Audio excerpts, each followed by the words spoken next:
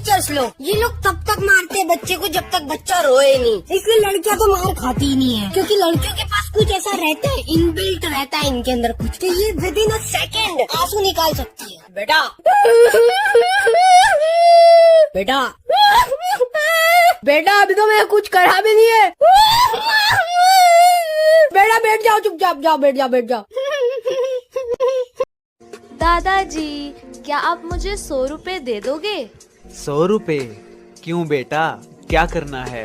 वो ना, मुझे एक चॉकलेट लेकर आनी है। अरे बेटा, जब मैं तुम्हारी उम्र का था ना, तब मैं मार्केट से सिर्फ 2 रुपए में घर का साबुन, दूध, चीनी, ब्रेड, बिस्किट सब ले आता था। और तुम लोग देखो आजकल कितने पैसे बर्बाद करते हो। लेकिन दादाजी, एक बात बोलूं? हाँ बोलो बेटा। वो क्या है ना कि आजकल दुकानों में सीसीटीवी कैमरा लग गए हैं।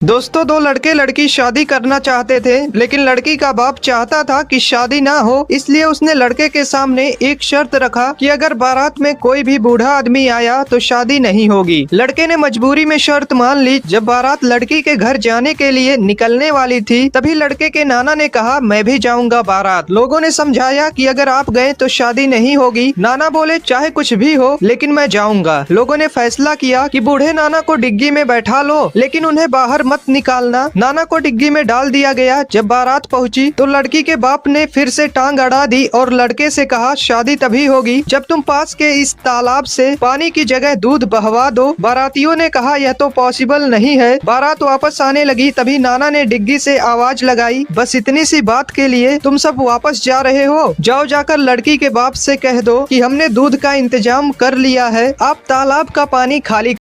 एक महिला ने तपस्या करके शिवजी को प्रसन्न कर लिया। शिवजी प्रकट हुए और बोले, मांगो एक वरदान। महिला बोली, प्रभु मुझे एक नहीं 3 वरदान चाहिए। शिवजी बोले, ठीक है चलेगा, लेकिन मैं तुम्हें जो दूंगा उसका 10 गुना मैं तुम्हारी सास को दूंगा। शिवजी को लगा कि महिला आनाकानी करेगी, मगर भारतीय नारी सब पर भारी। महिला बोली, चलेगा। पहला वरदान, मुझे 1 करोड़ रुपए दे दो। शिवजी बोले, दिए, उसका 10 गुना उसकी सास को मिल गया। दूसरा वरदान, मुझे बहुत सुंदर बना दो। बना दिया, उसका 10 गुना उसकी सास सुंदर हो गई। तीसरा वरदान, मुझे एक हल्का सा हार्ट अटैक दे दो। उसकी सास को उसका 10 गुना तगड़े वाला हार्ट अटैक आया और सांस चल बसी, और सारा का सारा धन बहुरानी का हो गया।